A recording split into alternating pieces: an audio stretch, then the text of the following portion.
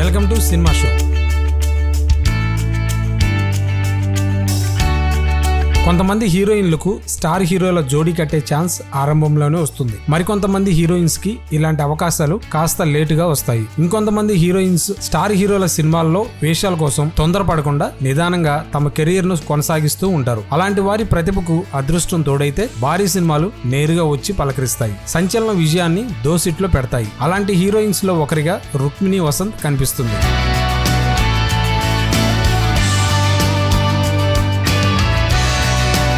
సప్త సాగరాలు దాటి సినిమా చూసిన వారు అమ్మాయి ఎంత పద్ధతిగా ఉంది అనుకున్నారు. ఈ మధ్య కాలంలో చీరకట్టులో ఇంత అందంగా ఉన్న హీరోయిన్స్ ని చూడలేదని చెప్పుకున్నారు. అయితే ఈ అమ్మాయి చీరకట్టులోనే బాగుంటుందనే అభిప్రాయాలు పెరుగుతూ ఉండటంతో ఆ ముద్ర నుంచి బయటపడటానికి, గ్లామరస్ గా మెరవటానికి రుక్మిణి ప్రయత్నం చేస్తూ వచ్చింది.